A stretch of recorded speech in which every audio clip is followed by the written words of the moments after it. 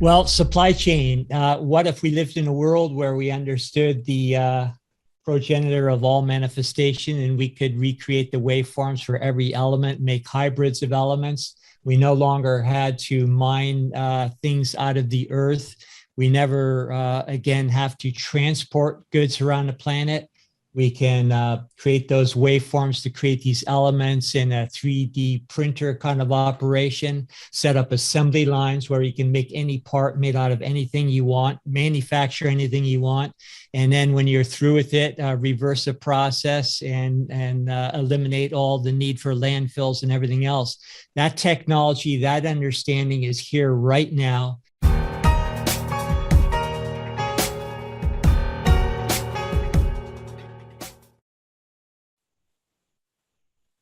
And boom, we're back for another episode of Alfacast. I'm Mike Winter, and I'm here as always with Dr. Barre Lando, coming to you live and correct from the beautiful state of Jefferson on the Smith River here on the border of California and Oregon. We are so pumped for the fall, even though it's been a little chilly, which should be fitting for today's guest, David DuByne from Adapt 2030. This is going to be a great one. David's returning. It's been about, oh my gosh, 2 years since we've had David on. He was one of our first big guests on Alfacast, and he was so cordial enough to come on when we were just a little YouTube channel with 800, if that, subscribers, and really helped us out a lot back then. And we're just really excited to catch up with David and see what he's been up to. But I'm just wondering from here to there, how they're going to get these farmers out here off their land that already own it for like umpteen generations. And we see all these new tax laws that you can't pass down farmland, or you get $1 million, whoop-de-doo, down to the next generation. But when you're looking at farms that average 350 acres out in somewhere like Kansas at $8,000 to $10,000 an acre, you're $2 million in the red, and they want 40% of that as a capital gains tax, even though it's your family passing you down this land. And then if you want to sell a portion of the land to pay the property tax or to pay the capital gains tax, then you're going to get a capital gains tax on the property you sold to pay the capital gain tax on the property that you're bequeathed.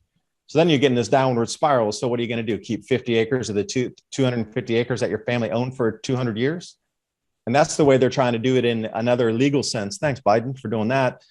But that's the way it's coming down now. You get $1 million. And with all this hyperinflation, it could be $1 million is going to be 1 acre in the future. The plans are nefarious. And the way that money printing is going, the devaluation of the dollar is putting absurd amounts on all of the valuations of assets, including property. So when it comes down to capital gains, you're going to be hit with some staggering numbers of amounts of money that are owed to these institutions. Yeah, and it's unsustainable in both directions. The government will not be able to survive. You know, they just hired 500,000 new IRS agents, and good luck. See, exactly. Yeah, they have to eat too. And also, by the way, if you try to pay your taxes in silver, good luck with that. You're not going to accept that. And unfortunately, David, for most people, there's just too much of a learning curve on too many levels. I mean, we're growing food, dealing with, predator government agencies and all the above. And, because like Mike said, they've been watching Netflix. So unfortunately, there is going to be a lot of collateral damage with what's going on. When I was a kid, we allegedly, as a country, had 20 years of food put aside in silos and everything that would sustain the entire nation's population for that amount of time.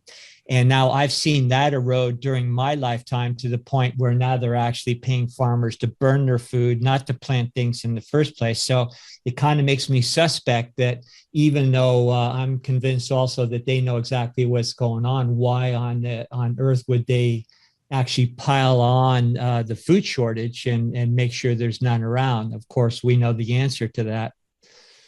Well, and also what they're doing to really get people off the land. What did gruesome Newsom just do? We were talking about earlier this week.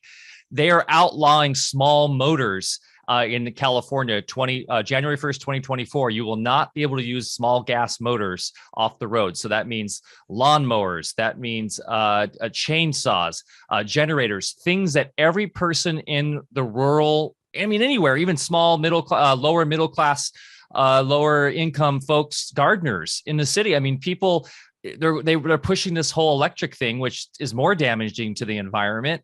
That's interesting, David. I don't know if you saw that little piece of legislation come about this week. Unbelievable.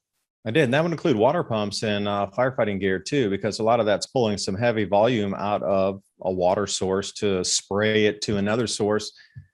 I mean, what are they going to do? Say, well, you can't even put out your own fire because now you're under arrest or got charged with a felony because you started up a gasoline-powered water pump to put the fire out in your house because the fire services aren't working because they're all defunded and nobody's going to work anymore, but you can't still put out your own fire. You're under arrest. Now, oh, by the way, we're going to confiscate your land.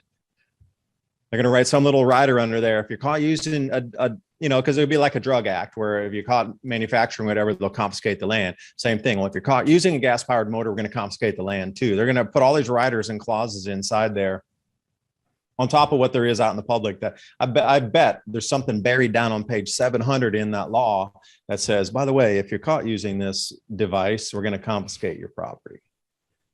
And speaking of that, on a positive note, I found an Indian marker tree on my property out here. It went up the old highway and it was an old Cherokee trail. Now, the first times I ever saw it, I was like, wow, that tree's really interesting the way it's bent over like that. Never seen a tree like that. Why did it? I wonder if I fell in a storm and it's tried to grow back up straight again.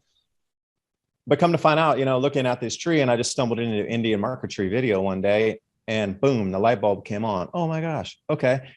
And then I started to do a little research, and where the marker tree is, where the old logging road is, that's on my property, was part of the old highway back in the 1910s and 20s, which was a repurposed Cherokee trading trail, because it saves you about a full mile going down to the bottom of the valley and then coming back up the road here. Plus it's up because it floods down there. Sometimes at the bottom, it's a little bit low.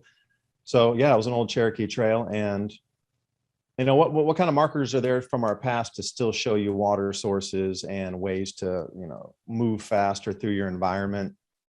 And we got to start learning from the past to get through the future, because the collapses seem to be real planned at this moment. I mean, it's very apparent that this is a planned collapse. Nothing's organic. The cycles are known, so they're trying to do the damage control, but the collapse is on purpose to try to ride through and set up another structure on the other way out.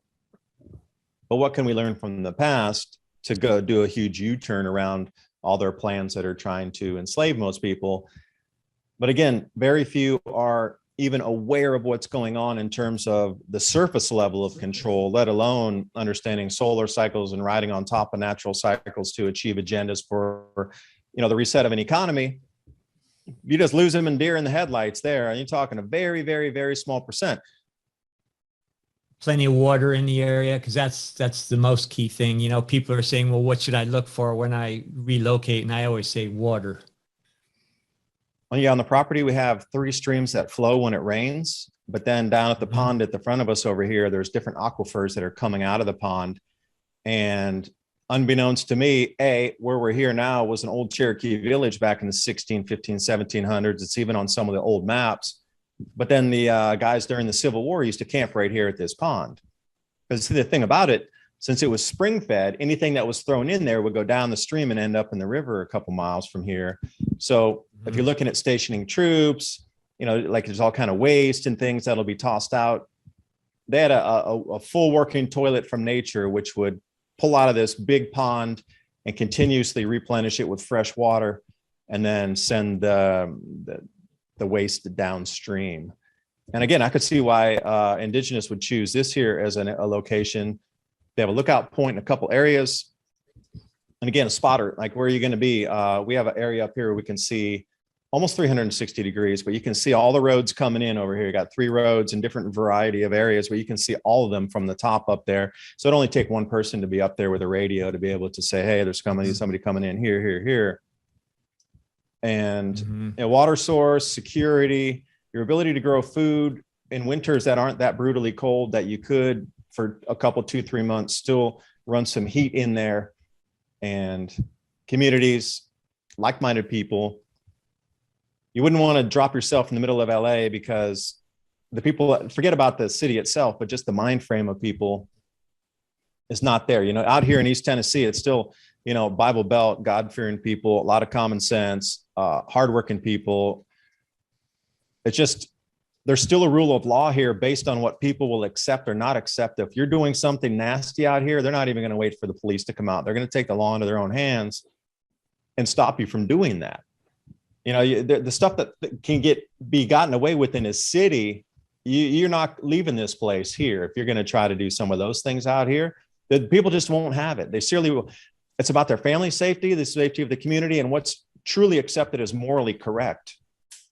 Like, that's still strong here, super strong. And those are the kind of areas you want to be in, where there's still a moral compass that people abide by, where they will help each other based on what's going on, where they're not going, oh, I don't want to, you know, that somebody will actually stand up with a neighbor and say, whoa, that's got to stop. So what you look for, the land itself, but then the people around your land's a whole different other thing to, you know, to add into the mix. So you can find one perfect thing with the land, but you might be in a completely dire opposite of how people think. So you're looking for a combination of all of it, I think. But going back just to finish up the comments about a small majority of people or a small number of people necessary to make the change. And I was just remarking that, you know, when you get into the physics of that, you can actually, you know, explain how, you know, that old saying, when two or more are gathered in my name, well, that's, you know, what the suggestion was. And when you have groups of people all, you know, looking through a singular lens, the powers of manifestation just increase exponentially. And the other thing is when you are aligned with natural law, and natural law is not words on a piece of paper, it's an actual phenomena. Now you have the entire universe that you're drafting. And, you know, then that makes what you're doing even more powerful. So natural law does trump everything. Mother Nature does bat last. And I believe that some of us who are taking our responsibility to be stewards of this land, you know, are you know, going to be better off than most because we have all of those factors going for us. Nothing more special than waking up and going up when it's foggy in the morning and just sitting there, knowing that you're not in a park, that nobody's going to come walking up and disturb your silence, and just, you know, visualize what you want to do with this piece over here. I want to trim this. We got to get the blackberry patch better over there. I want to clear out down to the creek so it's just grass there for easier access. You know, you can kind of use your imagination to sculpt the land as you sit there, because, yeah, I believe the same thing. I don't own this land. I purchased it to take care of it for the next generation, and then. So I look at it as the visitors in the natural sense on the land, whether they be bipedal or four-legged, whatever they are, they're welcome here. And I will take care and make sure that only we hunt out here in a sustainable manner, where, you know, it might take a deer per season or something, but not outrageously stripping the forests, and trying to live in harmony with it. Even the muscadine vines that were growing here, when we were, you know, clearing a portion of one of the tree lines, I really went out of my way to save the muscadines that were growing wild where they were. And we tried to put them up on trellises to get them to grow, but the berries or the grapes didn't really manifest that much this year. Yeah, sure, they still had leaves and it still ran down the wire and everything, but they didn't produce the grapes like they did when they were in a natural state way higher up in the trees. But to try to bring something out on the wild side and then sculpt it into a, you know, more what we're used to, you know, in a fashion on a wine vine in a farm somewhere, didn't work so well. But, you know, you got to experiment to learn what's going to work and what's not.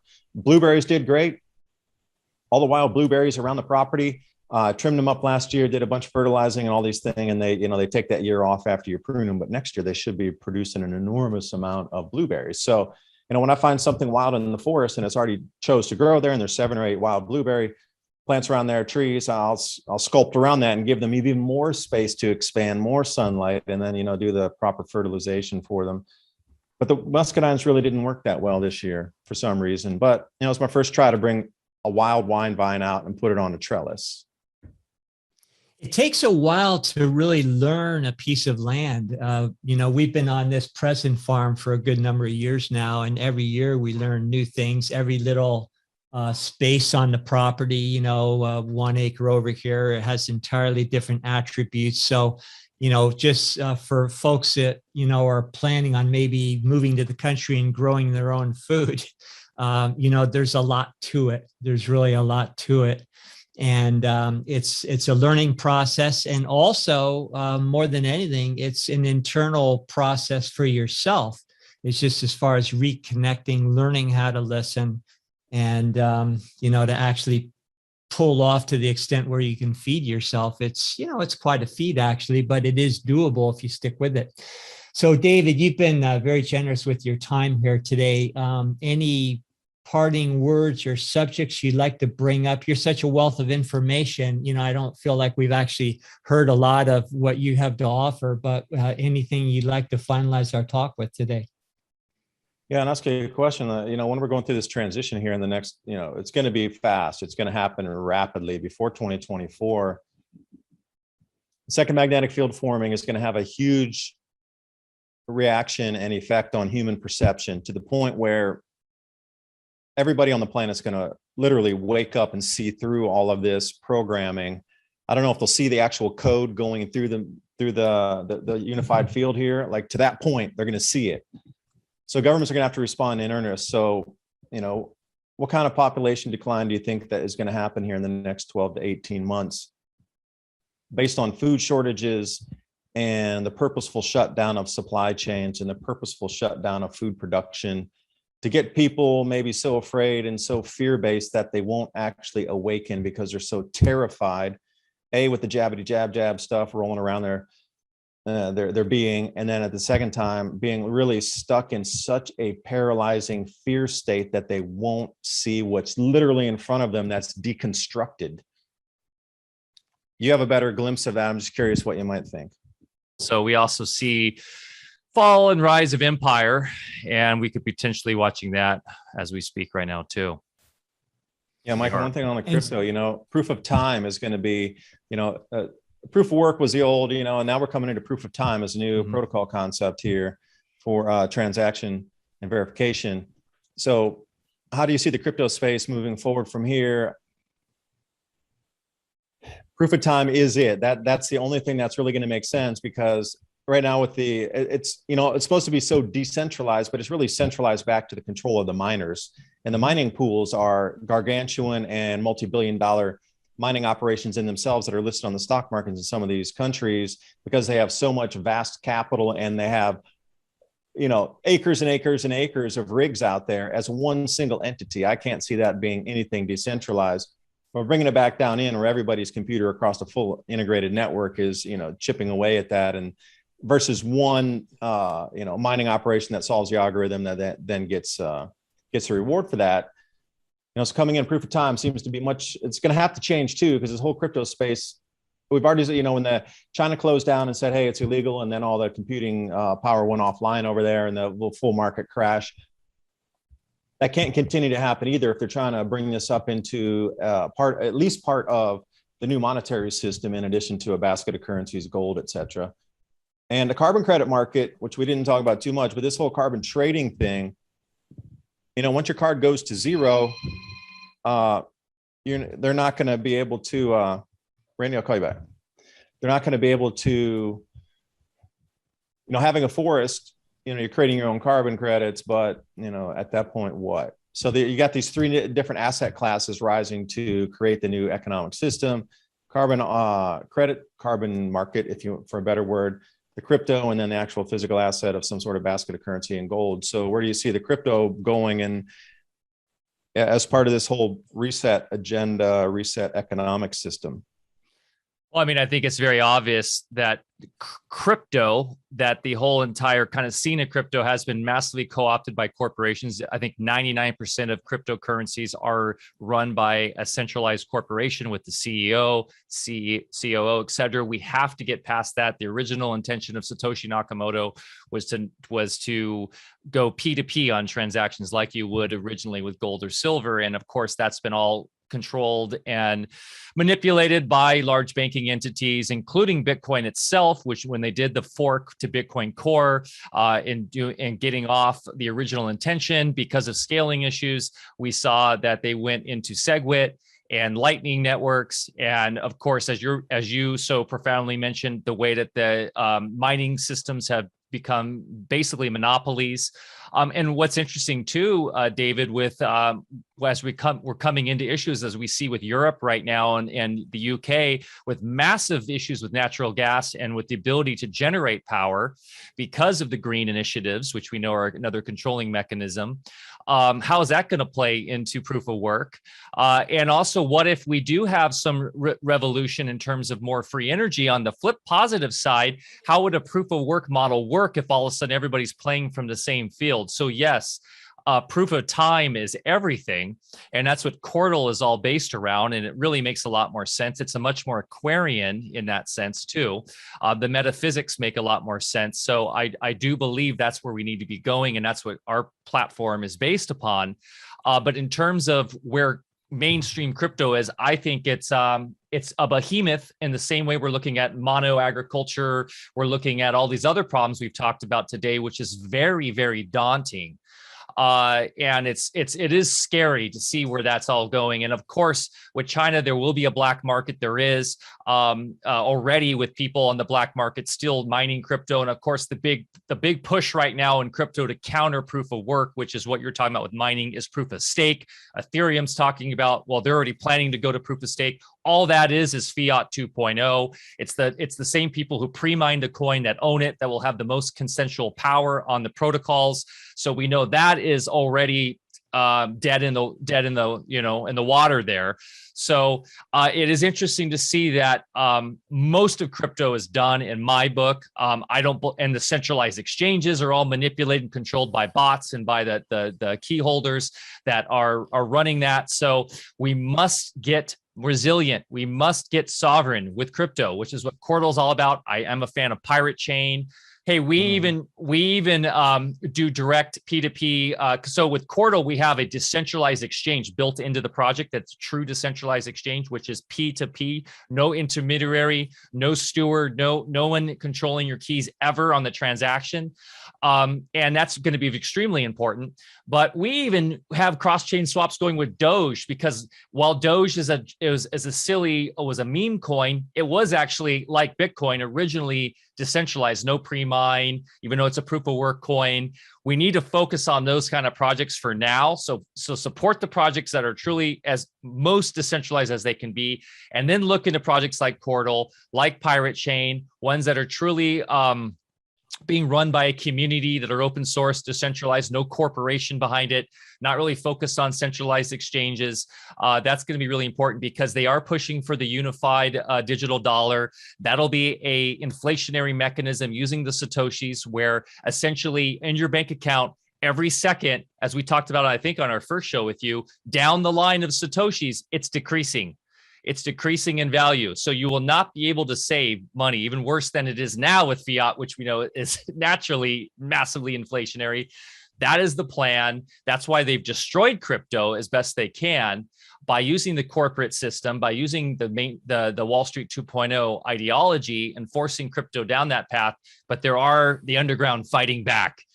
There is literally the Star Wars Jedi Knights that are working in the underground trying to combat it. So it is fascinating to watch, and it's also very sad to see where crypto's ended up where it is now. But Barre and I are also big fans of hard currency, of gold, silver, even getting like copper, any kind of precious metals. I'm a big fan of junk silver, pre-1964 quarters and dimes. You're talking about the Amish earlier. I think that's going to be extremely viable way to transact. And I think it's going to be more than just a few people using that in the future. I think it's going to be massive. So I'm a big silver bug too, and gold, but big into silver, junk silver, smaller issuances of that currency that you'll be more easily able to transact with, right? So that's kind of where I'm standing right now with the economics currency system. And I'm wondering who has satellite base station or be able to have satellite access to still be able to broadcast transactions if there's a grid down in the state or in the States or worldwide. But if you have a generator or some sort of solar capability to still be able to have you sat linked to be able to broadcast that up there, it doesn't really matter what's happening at this point. As long as you have that access point in and out, you can still, have value moving around the planet. So with Cordo, we've thought of all this. We have, so the minting protocol, the way it works, you can literally run it on a Raspberry Pi with a small solar panel. And it's because it's based on time. You have to be connected to a network. We are developing a mesh networking protocol, working through micro communities, and that will connect with a node, whether that be a quote unquote satellite or that be through hardline infrastructure that we recapture through purchasing that. I am a big fan of the hardline because of the negative health effects of EMFs, right? Of wireless technology has a massive negative health effect on our bodies. So if we can figure out that infrastructure and find ways through lawful remedy to recapture that infrastructure from the corporations or redo it ourselves, or using, I think mesh networking is a really interesting solution for that. Yeah, so as you can tell, I'm pretty much a rabid optimist, though, in terms of having belief in that we are moving towards this greater consciousness. I think we should end on a high note here, Bear. And we're seeing it through our community. People are just, the law of attraction is more than ever from what I'm seeing. People are just flocking to us with solutions, with positivity coming here from, and people, David, just by the way, recently waking up. People are being shocked into realizing, whoa, this world's not what I thought it was. And they're coming to people like us, to people like you, to find solutions, and to they're kind of in a rapid learning curve right now. And we thank God we still have the internet to learn from. So I'm a positivist. I believe we're developing solutions rapidly. I do believe that we're going to come out of this okay, but I do agree also with Bear that those that do not wake up to what's going on are going to be paying a heavy toll. The greatest technology is right here. We got to remember that, right, Bear? The greatest technology is us. So embrace it. We are full of solutions right inside our consciousness. Bear, last words from you. Well, supply chain. What if we lived in a world where we understood the progenitor of all manifestation, and we could recreate the waveforms for every element, make hybrids of elements? We no longer had to mine things out of the earth. We never, again, have to transport goods around the planet. We can create those waveforms to create these elements in a 3D printer kind of operation, set up assembly lines where you can make any part made out of anything you want, manufacture anything you want. And then when you're through with it, reverse the process and eliminate all the need for landfills and everything else. That technology, that understanding is here right now. And it's what we would in fact be doing right now if certain people weren't pulling our chains this whole time. And the only thing is that we're understanding now is we've allowed it. And now it's just time to, not try to figure out how to survive in their system, but create a parallel system where they become obsolete. And I think some great minds have already suggested that. But we have all the solutions right now. And we're, wringing our hands because we're trying to figure out how to navigate our needs through their system, which has already failed. There's going to be, again, an interim and a transition, and a lot of people will maybe choose not to do so well during that. But again, on a spiritual level, that's choice, and that's the journey of the soul.